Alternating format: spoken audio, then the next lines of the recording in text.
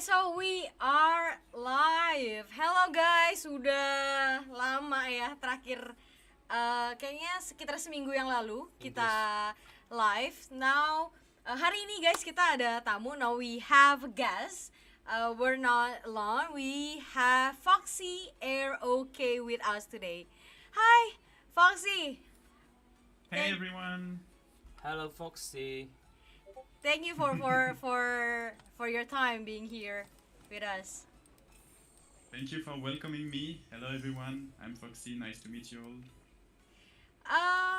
Buat teman-teman yang berbahasa Indonesia, kita akan ngomong back and forth with English and bahasa ya. Jadi kita akan mencoba untuk bolak-balik. We're gonna translate things from English to bahasa and also from bahasa to English. If anyone wanna comment or put anything on the live chat, we'll try to accommodate and talk with you guys.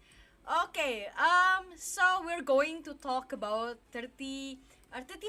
So this is the first time we're going to talk about 35, and this kingdom is quite special and give me like a really great impression just by seeing the stars in there. So Foxy, tell me, you guys won the first, second, and the third KVK well? Yep, exactly. We won all 3 KVKs with the star. And they were quite fun KVKs. The first one was quite difficult, but the second and third one were quite fast. We didn't have much of a resistance. So yep, 3 stars on the banner. Alright, I'll translate a bit in bahasa. Jadi teman-teman, kita akan ngomongin 3035 hari ini guys. Jadi ini adalah kingdom yang lumayan memberikan kesan yang kuat lah dari aku ngelihatnya aja pertama kali. Udah ada 3 bintang guys, jadi mereka menang KVK 1, 2, dan 3. Dan mereka dari Foxy bilang katanya ya KVK 1-nya awalnya agak sulit tapi mereka berhasil memenangkan. Okay, we're going to talk about everything happened in 3035 before, in the previous KVKs and upcoming KVK. But before, actually we have a comment here. Kita ada komen dari Zoroya. I'll translate it to English. So Zoroya here saying, please tell Foxy Rok that I've been beaten by you twice before. So probably he was one of your opponents before. Oh really? That's unfortunate. So how it happened? Did you guys came from a project, a jumper project, or things just happened in 3035? Oh yeah, so around mid-December we started a jumper project, which was very big. We had roughly 1,000 players that participated in that project. It was made because of my YouTube channel. I wanted to create a project for the French community, and we have quite been growing to a state where it's no longer a YouTube project, more like a proper kingdom project. And by starting with that jumper project, we were able to set up a very strong kingdom in the early days. We were featured on many YouTube channels regarding our very fast-paced growth early on, but surprisingly, we were not able to have much of a power difference with our neighbors in the same region. So we were the rising stars early on, but our neighbors from 3036 were still able to keep a very strong power during KVK1, which was quite surprising because with all the efforts we've put into the kingdom and the number we had, we expected the KVK1 to be a flawless victory in a 1 versus 3 scenario, but instead, going into the pre-KVK, we were able only to do a 2 versus 2 scenario, and we ended up with the weakest allies. We ended up with 34, right? And 34 were not really active. They couldn't take their Crusader Fortress. They only took it about 30 days into the KVK. So when we actually got into the KVK and started making plans, we knew we would struggle to fight our enemies in that KVK. We had the numbers, but we lacked a lot in terms of T5s. We had like 3 T5s, and these 3 T5s were not really reliable, whereas our opponents got more like 10 to 14 T5 players, which all were very strong, very active, and most of them had very good accounts, with one of them being above 100 million power. So during that first KVK1, during the Kingsland, we had a lot of trouble. It was a lot of back and forth with our enemies, but we ultimately came victorious in that KVK. It was really one of the biggest KVK1s I've ever seen in terms of stats. Like we added roughly 14 to 20 billion kill points for young accounts, and also we had about 200 million deaths for KVK1. It was just crazy.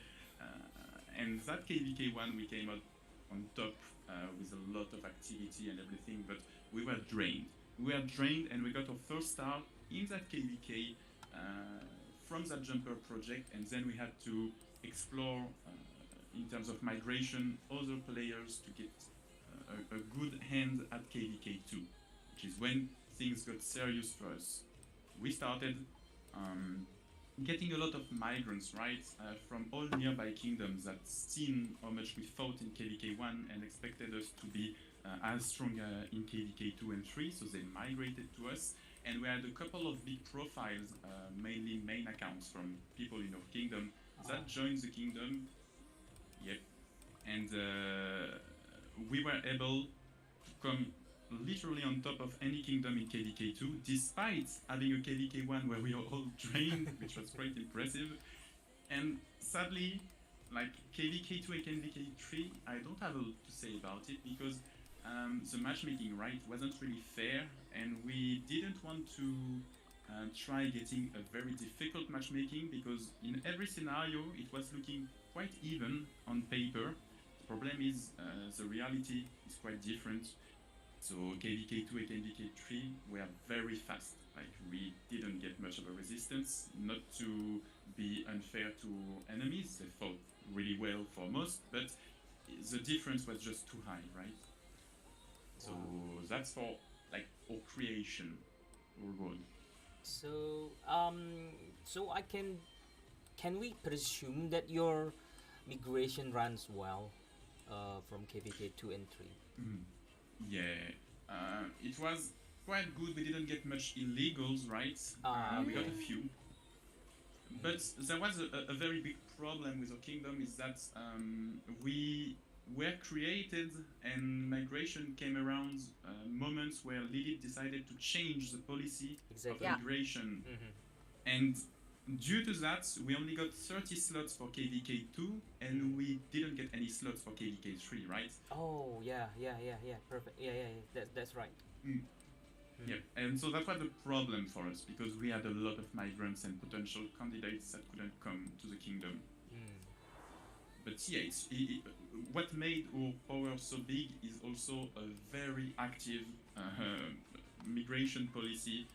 We tried to absorb every single player around us, and probably a lot of players in the rock community got messages from recruiters from 35 to migrate into the kingdom.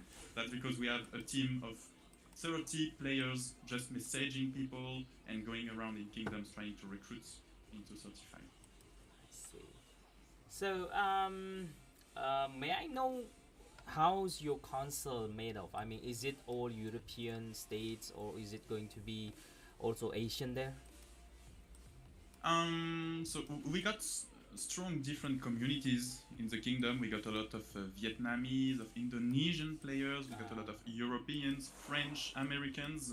But in the council, it's mostly made up of French people from the roots of the project. It didn't change much. But we are trying to switch it to English as time goes on and adding more people from Season of Conquest and more profiles into that council. We have 2 kings in the kingdom. I am the king, I'm French, and we also have an American king for downtime, and he's basically American, so English. So we have a mix, but mostly French for now. Okay. Finally, I found a French kingdom. Finally.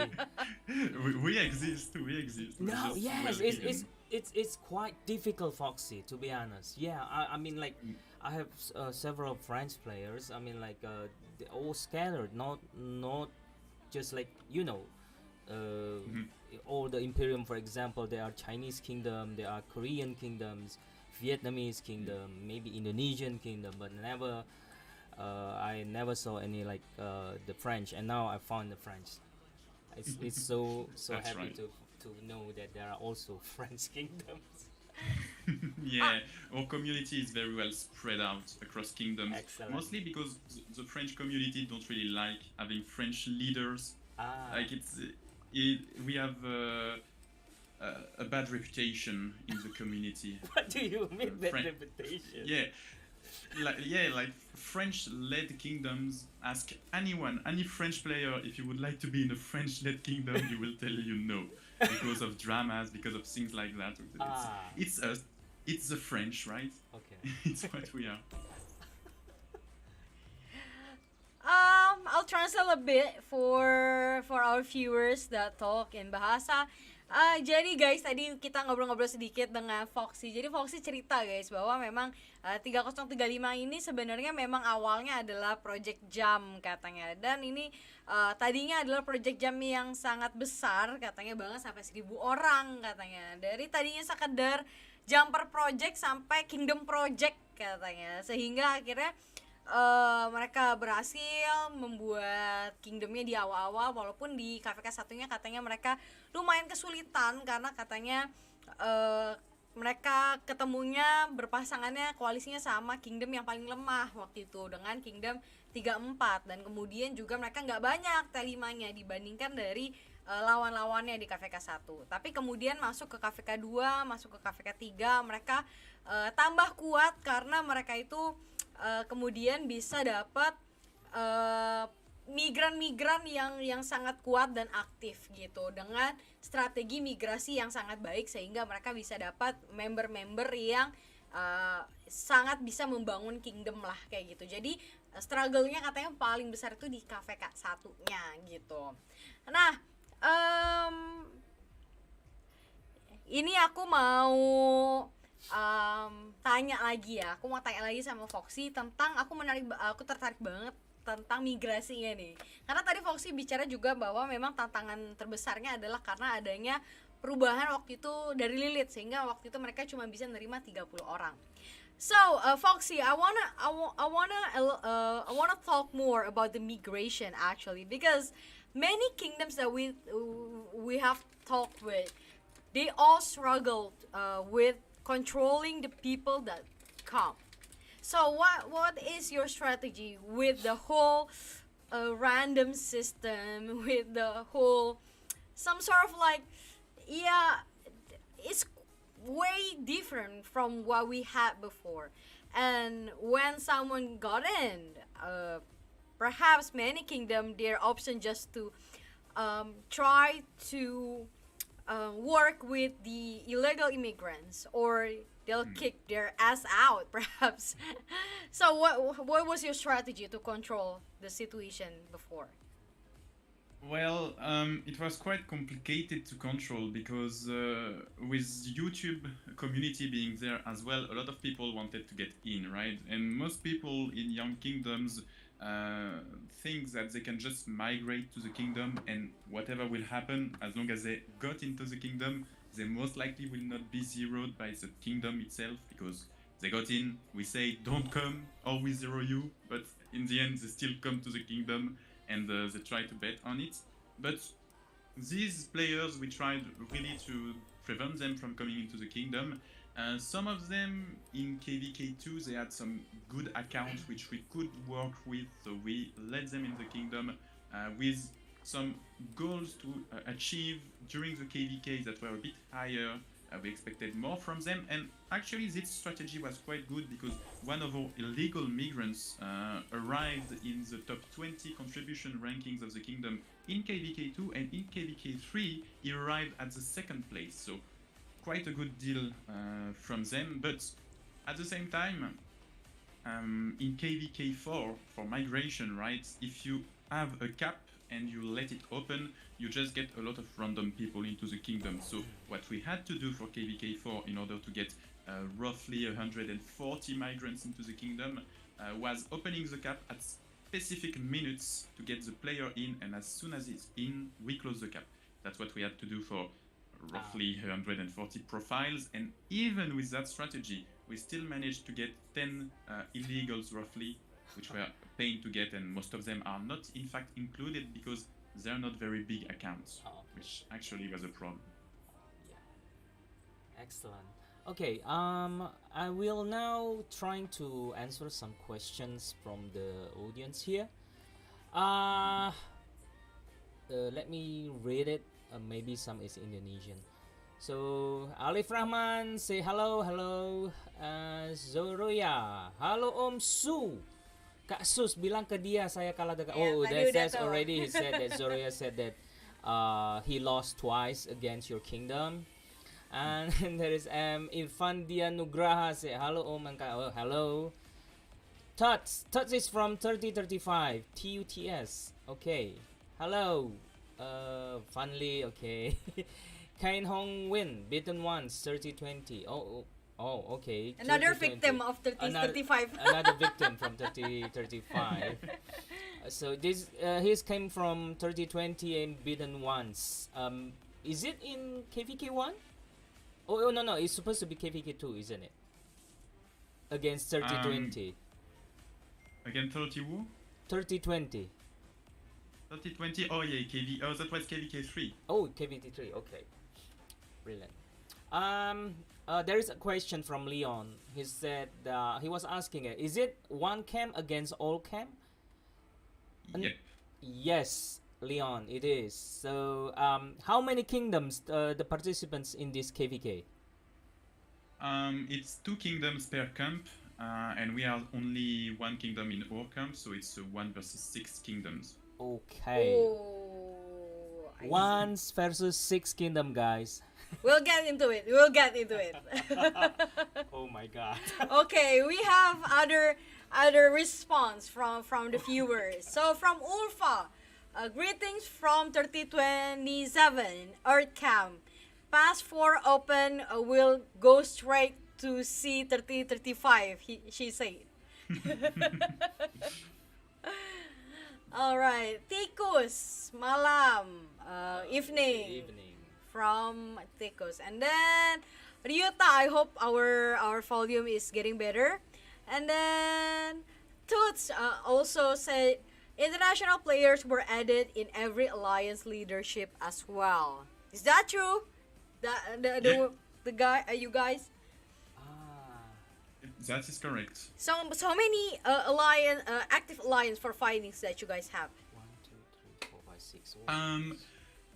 We have like 5 alliances to fight, with 2 support alliances that are still very active and everything, but it's not made up of very strong accounts, lower accounts. But strong fighting alliances, we got 5, which we are also going to reinforce during the KVK. I'm wondering, it's 3035 against 3020, 3022, 3046, 3045, 3029, 3027. According to you, which camp is the most strongest against yours? That is a difficult calculation because 46 and 29 are definitely in win camp the weakest of them all. But they're quite active, they got some activity ready, but it's not the strongest. But then it depends, because 22 and 45 together are not bad.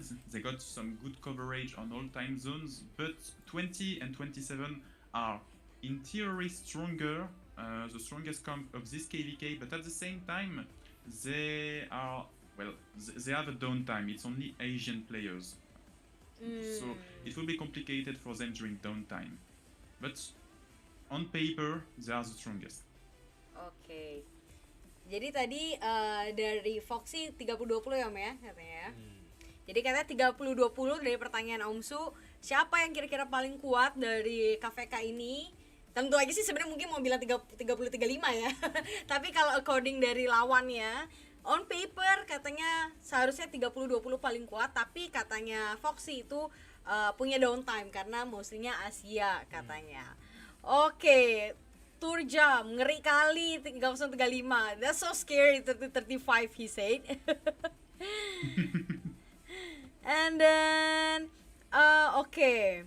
Jadi dari kampung 77 nih. Ini tadi ada Muhammad Farhan dulu ya. Sini lawan 3004. So, someone from 3004 actually challenge you guys. So, he said that for whoever doesn't know yet about 3004. So, he said that 3004 also have a record of straight winning for 4 KVKs. And he said that he wish can face 35 in the future. All right. Yeah, that's a possibility. Yap. Buat teman-teman sekalian, ini 30-35 ini seed A guys. Jadi dia mungkin satu-satunya kingdom yang berdiri sendiri. Sedangkan kingdom-kingdom lain itu semuanya berdiri dari dua kingdom, satu camp ya. Jadi Jatuhnya 1 lawan 6. Cuman menurut aku sih agak berat juga ya, 1 lawan 6 kingdom. Makanya menarik sih sebetulnya. Nanti kita coba nonton lah ya. We will watch how 3035 gonna manage against 6 kingdoms. Even though it's like only 3 camps, but it is consists of 6 kingdoms. That's the interesting about it. Okay. There's a comment actually that we're that gonna lead to our next conversation. He said that 3035 is really strong because you guys also won versus everybody in KVK3. Is that true? We still had allies in KVK3, but yes, we had to assist all of them on every front because we just had so many players that we are able to dispatch alliances on every front. So we fought every kingdom, but together with our allies. We took care of like 2 kingdoms on our own. We took care of 39 and 20, but we helped 27 attacking. I don't recall it. 30. It was 30, and we helped 40 fight off 36 as well. It was a bit of both of them on this front, 36 and 33. Is KVK2 you also go against everybody? In KVK2 it was different. We were in a 4 versus 4 because we expected it to be fair, but at the same time it was fair on paper. But when we fought the enemies, they weren't much active and they had some strategical mistakes which cost them the KVK. I see. They couldn't agree together of a proper strategy, so we fought in 1 versus 2, but it wasn't very long, and in a whole day it was over. A 4 versus 4 that was over in 1 day. Oh, okay, I get you. Okay. Probably we gonna continue the conversation with watching a war that we've been kind of left. We'll watch 60 along with the conversation, but because we already talked about the KVK that is coming, I want to know how was the process that led you guys into 1 versus everybody in this first SOC. We had basically a problem, right? So at the moment we have too much power. We don't want to be Imperium too fast because we're really on the edge of Season of Conquest Imperium. Fighting off a strong kingdom right away that would be Imperium would be like a suicide mission.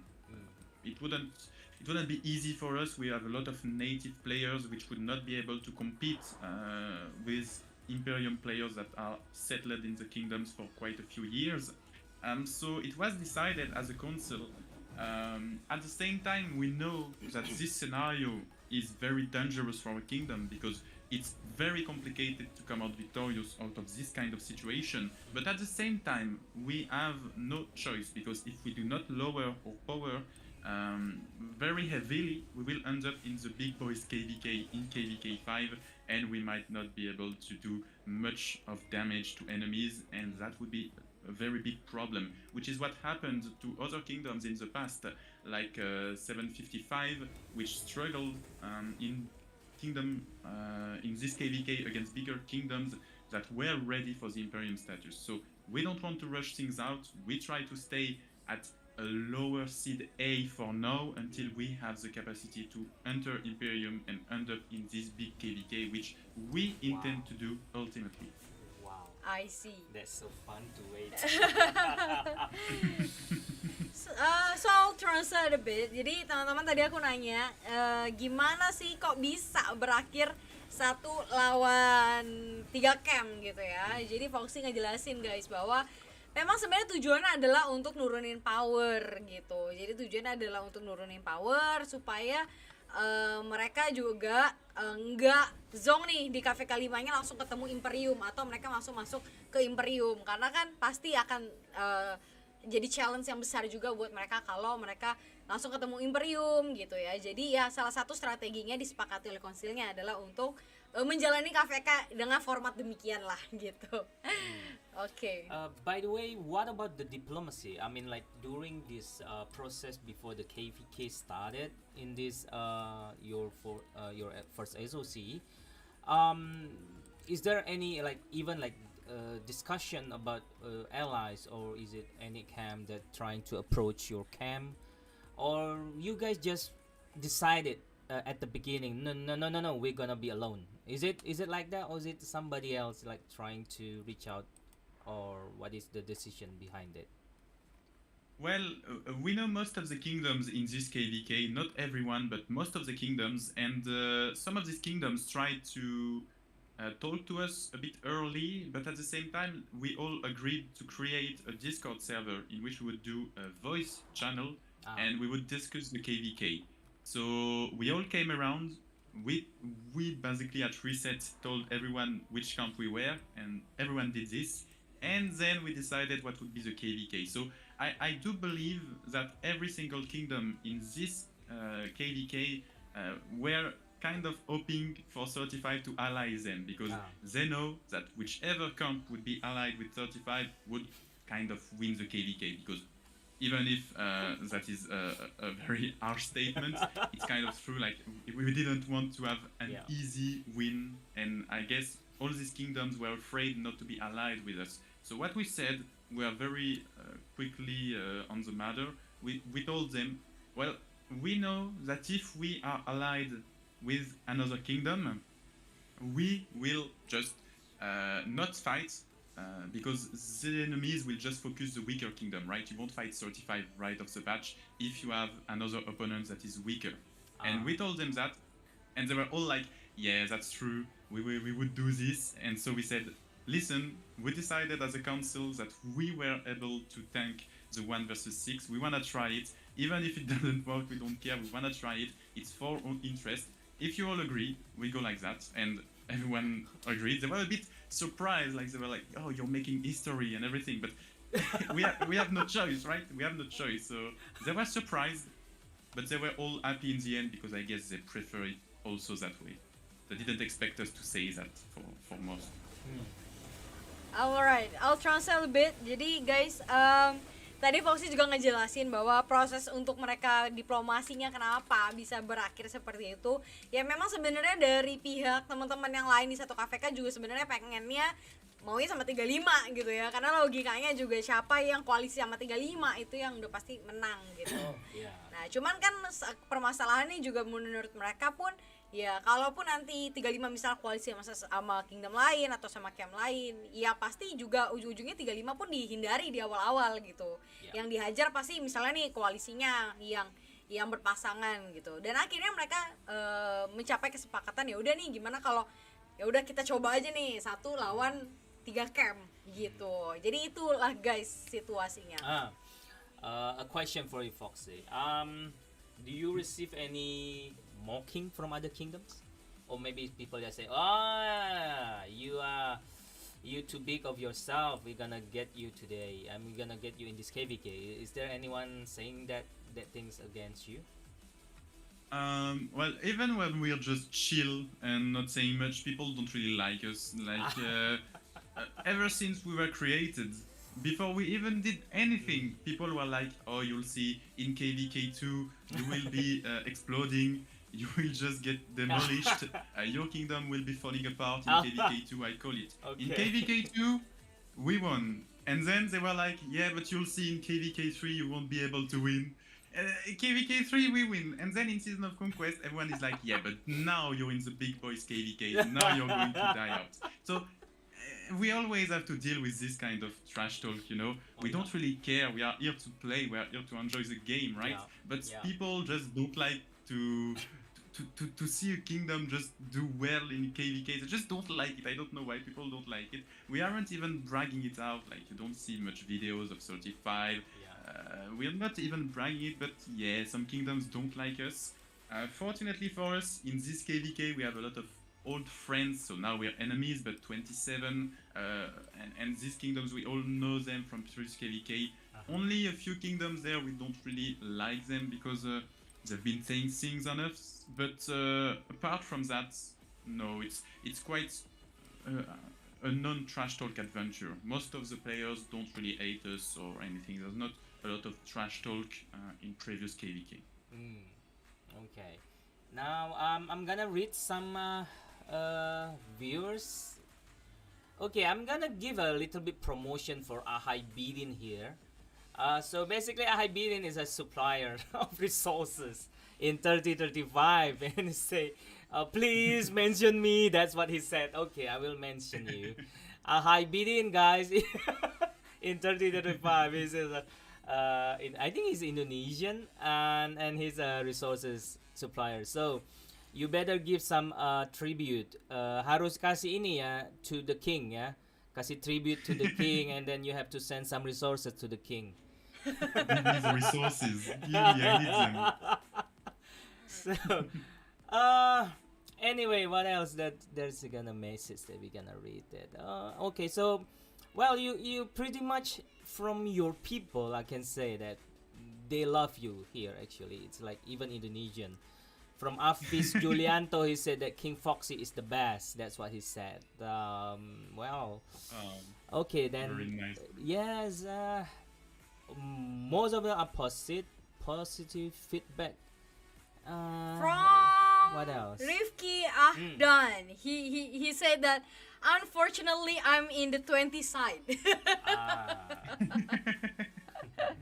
But Foxy, I wanna talk more about the situation for the KVK, which I think with the 3 versus 1, maybe some people disagree with the whole setup. I mean, some people perhaps saying that, oh, we won't get much fightings because our opponent is only one. We won't have fight when pass 4 open.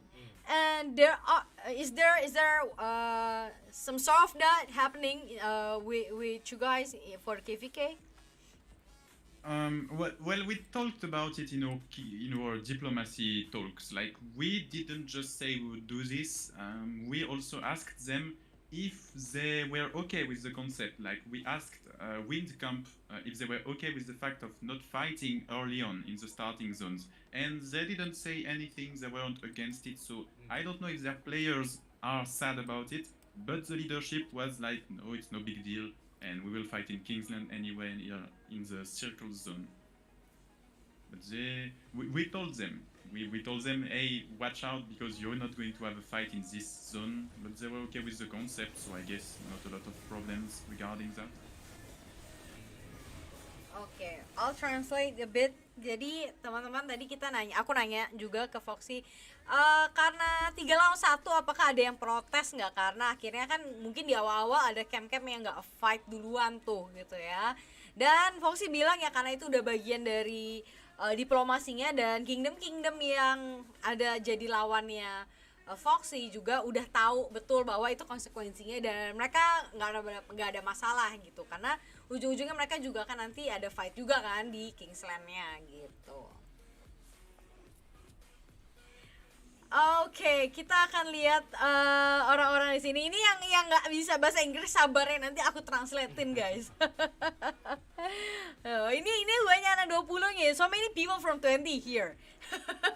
Perhaps he wants to, they want to see if you will leak any strategies here. Okay, here let's see. So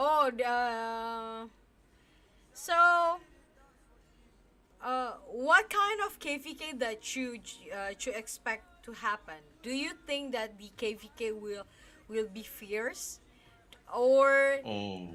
how's the expectation it's gonna be? Well, we expect most of our people to go till the zeroing of their cities. We know that most people in our kingdoms are able to do that because in KVK 1 we had most of our natives go till zero. They zeroed themselves for the victory, a lot of them. And we expect this KVK to go a bit like KVK 1, where we are heavily fighting and we are just emptying all our accounts for the victory. Myself, I plan to go till zero, logically, and so does most of the people in the leadership. Even our biggest players already mentioned that they got billions and billions of resources, they got millions and millions of troops, and they will go till they have emptied everything, and that's when, if we are empty of everything, we will surrender, but not before being completely dried out. This is our main objective. We are going in this KVK to come out with nothing more than a few castles with empty resources, empty troops. So, do you have the confidence to take them all? We might be able to. We can't say for sure. We will see what happens in terms of strategy for the kingdoms. But we have a plan, a clear plan for this KVK, and we will see if it works or not for us. Okay. I cannot watch your pre-KVK, to be honest. Maybe you are still at pre-KVK. What rank are you now? We are first. We got like 2.3 billion points. My gosh. And So we are way above everyone else. I think that's about your racing troops, I bet. Not really, because well, we did train a few troops, but most of it comes from the forts actually. But what is impressive is that we are not even trying. We told our players to keep their action points in order to do barbarians in the Lost Kingdom to get crystals, and we also told people not to train much because they will in the end be using their resources and speed ups to fight during the KVK. So yeah, we could do more, but we don't want to because it's just overkill at that point. We got more than 1 billion points in advance with the second position, so we don't really need it. Oke, I'll translate a bit. Jadi dari Foxy tadi ngejelasin juga mengenai situasi pre-KVK-nya guys. Jadi sekarang dia posisinya 1 dengan poinnya 2,8 tadi ya, 2,8 juta 2,8 miliar poin dari pre-KVK-nya guys. Dan kontribusi utamanya ternyata mengejutkannya dari barbarian gitu ya, barbarian dan barbarian fort gitu. Dan katanya bahkan mereka nggak berusaha sebenarnya dan nggak juga nge-push orang-orangnya untuk terlalu besar untuk nge-push di pre-KVK-nya, ngabisin AP dan segala macem. Tapi ya dari segi aktivitas akhirnya mereka memang nomor 1 gitu. Dan mereka pengennya adalah di KVK ini warganya tuh bisa sampai nge-zero dirinya sendiri lah gitu ya, habis-habisan seperti di KVK 1 katanya gitu. Okay.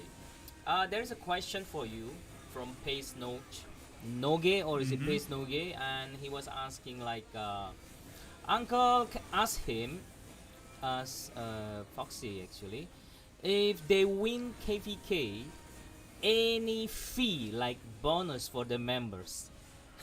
What is that? Well, we don't give. I know that some kingdoms give money to the top contributors of the KVK, but we are a poor kingdom. I am a poor king, so I don't have money. Is he? So I'm not Is there giving any? out money to the players. Is it money to the people? Yeah, some kingdoms. I believe that John Wii's kingdom Oh is yeah, giving John like Wee, of two course. thousand for top one contributor. It's just crazy. But no, we are not doing that. We're giving some MG spots to the big players that can use it, of course. And we are also giving out sometimes resources from the bank mainly, and also some kingdom chests, but it doesn't go much more further than that. Okay. Oke, aku translatannya guys, translationnya. Oh, Winos is here. Oke. Nice. Oke, translationnya tadi katanya nggak ada bonus yang spesifik dari segi hadiah kayak uang tunai gitu tuh nggak ada guys, karena ya mungkin ada beberapa kingdom yang kayak gitu ya, misalnya kayak kingdomnya John Wee gitu. Kalau 2363 ya John Wee by the way. Tapi kalau misalnya Foxy bilang enggak lah, kita nggak ada gitu-gituan, palingnya ya MGE spot, terus kemudian resources atau juga ya kingdom chest gitu-gitu sih guys kalau dari Foxy. Jadi nggak ada uang tunai ya, nggak usah ditungguin. Interesting to say, but you did not get much racing troops, but you still number one in pre-KVK. Do you think that your enemies already forfeit the war, forfeit this KVK even before it start? Do you believe that? I don't believe it because if I was them, I'd consider it a victory because it's 6 kingdoms which in total have over 100 billion of power against the kingdoms that we only have so many troops, right? We can't fight like a lot of troops at the same time. It's complicated. On attrition wars, they could be winning in theory, but I think that they're not really competing because they know that the first place is not reachable. But at the same time, I've noticed that the top 2 and top 3 kingdom are competing against each other for these top 2 spots. And at the same time, it's quite logical in this KVK that there will be some problems. I'm sure of that because each of these camps wants the star. It's clear. Even if we were to lose this KVK, I am sure that there would be still some drama around the star and perhaps more juice out of this KVK in the Kingsland. Yeah, I bet so. Let gives Yinos some hail. Okay, Yinos is our subscriber. He's from Bordeaux, actually. And then he just said that I said salute Foxy of my part. That's what he said. So basically, maybe he knows you. He's also maybe your subscriber. He's living in Bordeaux. Oh yeah, that's a nice city. Oh.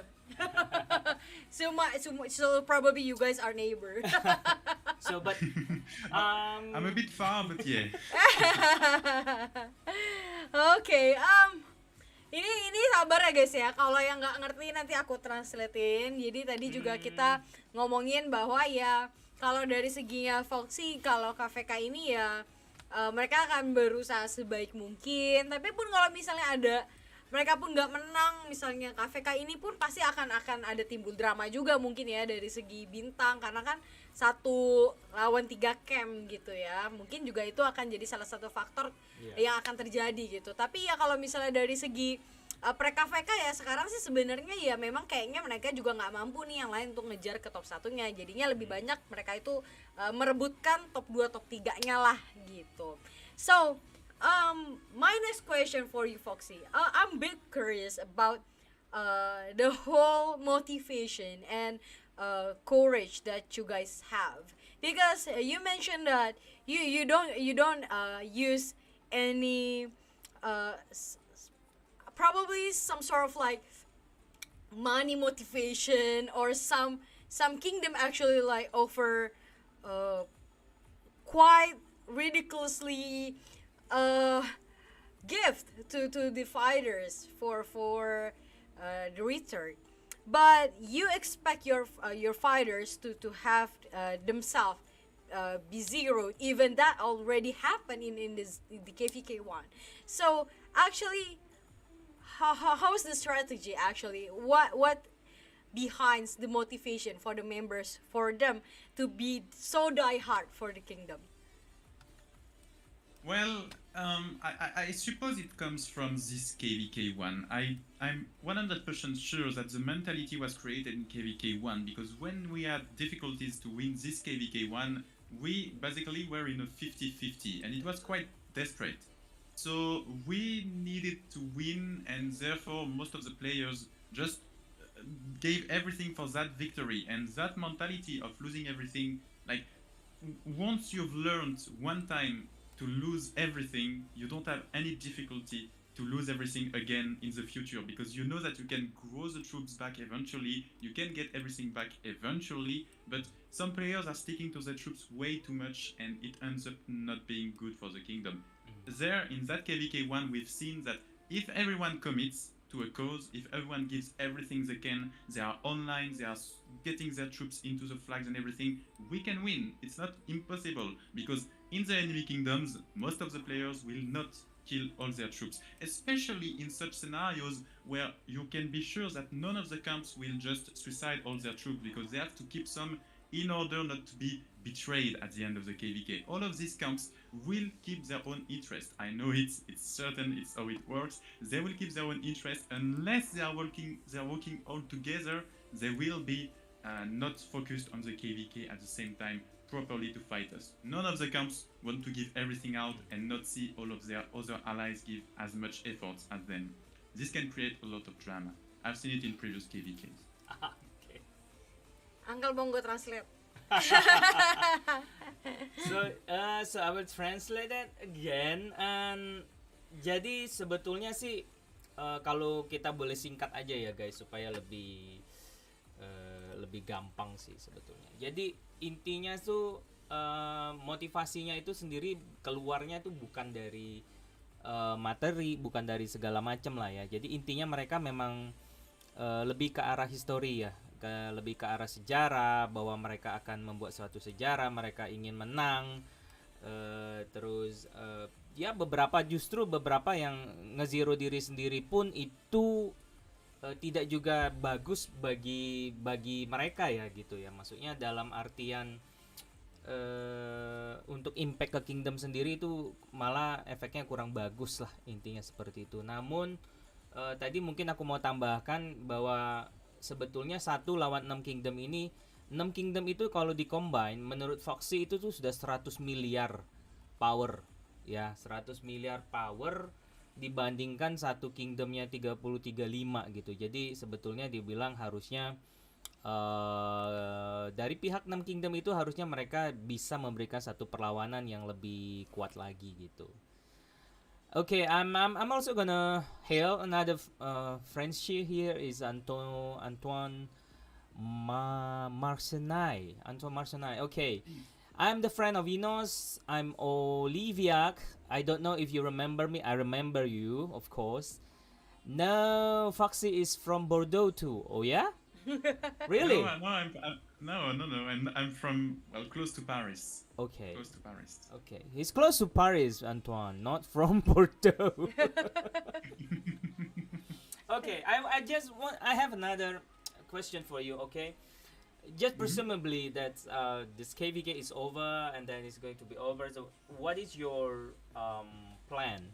I mean, what is going to be? I know that you don't want to be Imperium immediately, and then you said that this KVK is going to be how do you say, a power control on your side. Yes. And then if we are saying about it, then what about your migration in your next KVK? What is going to happen in there? I bet, I'm really sure that with your standard, with the standard of the kingdom, well, you guys want star KVK 1, 2, 3, and if you guys made it 4, so I'm pretty sure that so many people gonna like, oh wow, 35 is gonna have must have a very good leadership, then we should go there. Then what is your migration plan in this case? Well, we intend to make use of the 500 slots that we will have for this migration. We have the numbers in 35, and we intend to keep that strategy of the numbers because it's been working so well for us over the past year. So we intend to keep that strategy going into Season of Conquest, and we are going to try to get as many accounts of fighters as we can into what's outside of our top 300, even if matchmaking is changing nowadays. Yes. And then we will like keep 30 to 40 slots for big accounts, very big eaters that will be in our top rankings. And then probably we won't be able to fill all the seats, so we will have some extra seats reserved for farm accounts of players that are already in the kingdom. Okay. So, if people want to come to you to the kingdom, then who they need to call, who they need to hail, or Contact on. who is the contact? They can contact either me or anyone that is marked as a migration in charge person in the alliance boards. Even though, like, the simplest way is just to go on our alliances, and we have a link Of to the Discord. Discord for migration on okay. our alliances. Okay. So because you mentioned before that actually you don't want to go to be Imperium immediately. So actually still the Imperium in the biggest picture. Yes, we are going to try and enter that Imperium status in the future and be strong in it. We don't intend to be just one of these Imperium kingdoms that are not able to provide much of a fight in the long run. We don't want to be a K2 or K1 type of Imperium, of course, but we will see how we manage that Imperium status. We try to target a 5 alliances model, which is big. So we will see if we are able to succeed into that model, and we will just adapt however it ends up being. But we, yes, intend to go into these big KVKs in the future. KVK 6th, for sure. I see. But despite of having as many as fighters that you guys can compile and work together in 35, do you have any other motivation why you guys heading to Imperium? Is that because 35 have the picture of having high competitive KVK, or perhaps wanna see 60 GT in the future, or and is there any motivation other than having a good fighters kingdom? Well, we like our kingdom to be very active. We like having a very strong community. We like being more than 200 in voice chats during the fights. We like everything like that. And so our numbers are what we want to keep. But in fact, we can't be not Imperium with so many players. Eventually we'll end up Imperium. So knowing that, we want to control it and go into Imperium the smoothest way possible. We want to control it as much as we can before we reach that status due to our numbers. It's obvious we will be into that status, but we don't want to be in without having this control. That's the motivation we have. We want a very active kingdom. We want these big giant murder balls. We want these mega insane KVKs fighting maybe perhaps GT in the future if we match them. It's a possibility. We don't want it as soon as possible, but if ever we fight them, then it's fine. We will fight them and we will try to give up the best show we can. Oh my god. Okay, I'll translate a bit. Jadi tadi aku nanya juga sama Foxy guys, karena kan tadi katanya Foxy nggak mau nih langsung Imperium di KVK 5-nya, tapi bisa aja di kedepannya tuh jadi Imperium. Dan aku nanya apakah memang itu bagian dari rencananya, dan Foxy bilang iya gitu ya, bahwa iya mereka berharap bisa jadi Imperium ke depannya, dan tujuannya adalah pengen ngebentuk ya kingdom yang kuat dari segi keaktifan, dari segi komunitas gitu ya. Jadi punya war yang sangat seru di masa mendatang. Bahkan ya kalau memangnya waktunya siap ya mereka nggak takut juga menghadapi misalnya satu KVK sama 60 GT gitu ya bicaranya gitu. Tapi mereka akan berusaha untuk tetap punya kontrol terhadap kingdomnya, dan juga ya tetap punya sistem lah yang untuk ngejaga keaktifan member-membernya gitu. Okay. my final question for you, Foxy. According to you, how we supposed to play the games so we can enjoy, and then how we supposed to do if we want to have a good kingdom, because I believe that 3035 is one of better example for everybody. Well, I think the game, everyone enjoys it in different ways, right? There are people that don't really like the fighting aspect of the game, that are in lower seeds and everything. Myself, I enjoy the game when I'm playing with friends, in voice chat, when I'm fighting, when we're having fun, while also like to lose KVKs. I've been starting this game in Kingdom 5, and I've remained in that old kingdom for literally 5 years until I finally decided to move on to a more competitive aspect of the game. I prefer to be in a competitive game because of all the group and everything, and be in this kind of KVKs. But at the same time, I understand why some players would like to stay in lesser active kingdoms with less try-hard mentality, which honestly, everyone plays the way they want, and as soon as you find your best place, it's the best thing for you. I would only say that, well, perhaps I was a bit afraid about migrating in another kingdom, right? I was like, I don't want to leave my friends and everything, but realistically, that migration made me realize that there is a lot more to the game than just staying in one kingdom. If you migrate to explore a few more kingdoms, you might just meet new people and have more fun playing with them while not completely removing your links with your previous friends. And now that I've made a migration here, well, obviously now I want to stay here forever, but at the same time, I've also realized that migration was also a very good thing if you're starting not to feel great about the game or a bit lazy. If you don't like it anymore, maybe try migrating before quitting. It's something that is quite important. And, well, regarding what makes a good kingdom, honestly, I see so many young kingdoms that are just either not really well organized or just going into civil wars, right? Most of these kingdoms, I've been surprised by how many kingdoms, young kingdoms, going to civil wars so early in the game, even in KVK2. It's quite impressive how many players, I'm certain, are just quitting the game so early into the game. They haven't even reached SOC and they're still quitting because of civil wars, their cities zeroed and everything. I think if you want to make a good kingdom, you need to make sure that you control the kingdom right off the bat. You make sure that you make everyone happy. Try to make as much people happy as you can.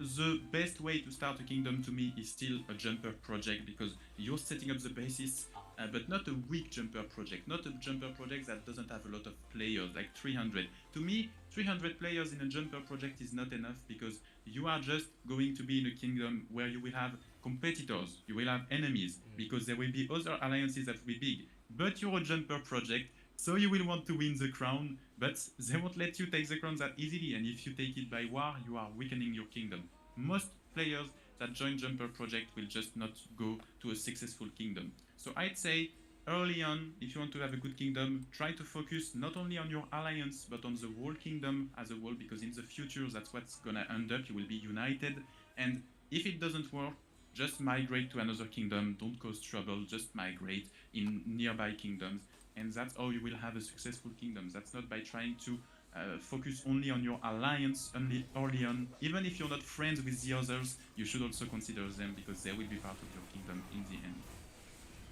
Excellent, excellent. So I'm gonna have a little bit time to translate. So to summarize, uh, jadi menurut Foxy guys, aku kan tadi nanya nih, kalau menurut dia itu kalau bagaimana sih caranya kita bisa menikmati satu permainan di ROK ini kan. Jadi intinya sih dia bilang dia sangat menyukai bermain dengan teman-temannya guys.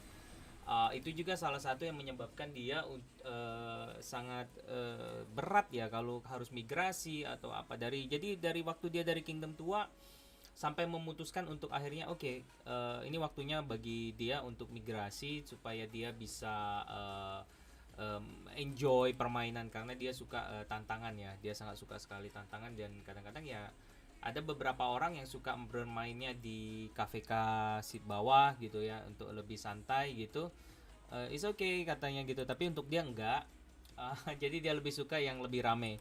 Kemudian ada juga satu lagi yang aku tanya tadi adalah kingdom baik itu gimana sih sebenarnya cara buat satu kingdom yang bagus gitu.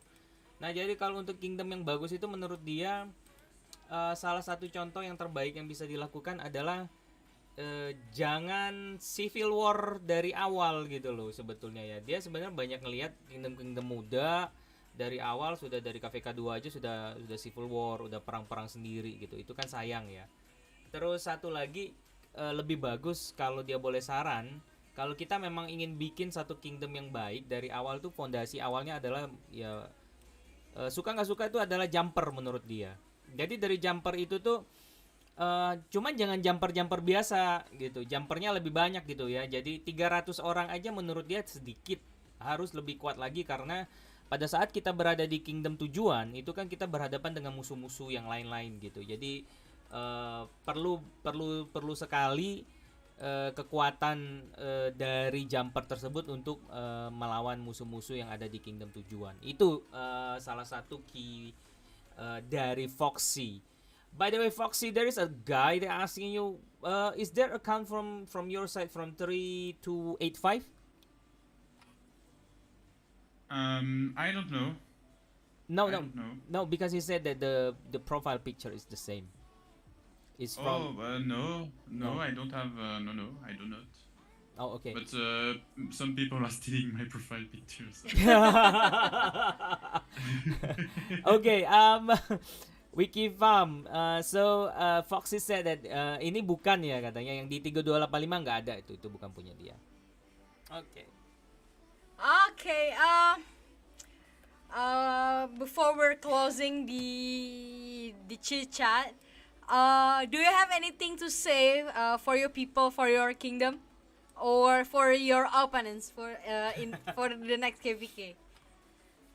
Well, the only thing I have to say is that we are going to this KVK all out. We know very well that the odds are against us. This is a very difficult KVK. We know it. We willingly choose this KVK, this scenario. We have made it so it would be a 1 versus 6, especially because we wanted it.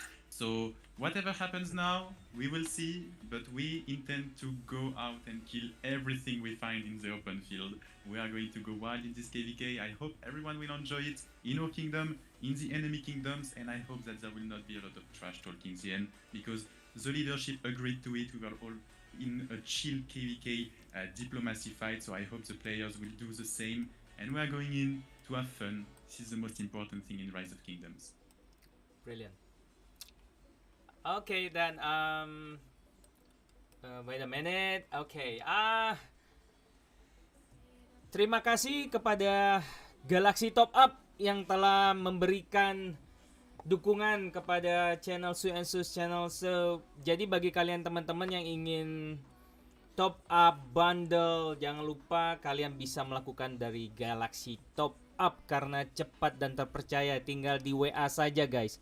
Nggak usah pakai login kemana-mana, tinggal di WA dan kalian akan mendapatkan satu pelayanan yang terbaik dari Galaxy Top Up. Kalau kalian yang tertarik untuk top up di Galaxy Top Up, kalian boleh hubungi di nomor 0821 7761 1088. Oke. For Foxy, it was a advertisement. So if you don't understand, it was advertisement because It was our sponsor. It's our sponsor basically. So in Indonesia we have kind of like people that support and help you for buy bundles actually. So so you get a little bit of discount, but no scam. Really top up, really money. So well, some company we do have here in Indonesia. So it might be you don't have it in Europe, but yeah, in Indonesia you have. Yeah. That's fine. Yes, okay. Share a Foxy channel.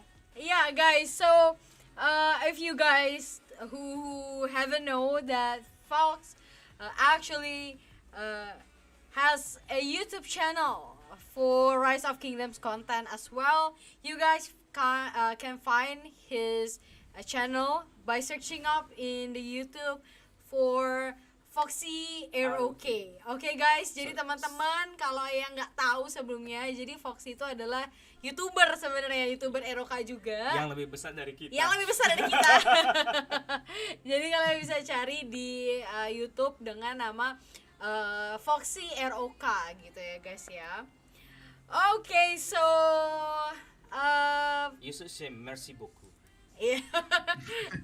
Merci beaucoup. So I want to say good luck for the KVK. I believe that you guys gonna have really fierce and fun KVK, and I wish we can see more of the journey for 3035 in the future. Sure. Thank you very much Thank for you. welcoming me here. Merci. So I mean, like, it is an honor for you to spare some time of yours. I will invite the counterpart of your kingdom our next podcast. I don't know whether all camps can visit our podcast, but I'm pretty sure maybe some people from 3045 councils and leadership might attend the invitation.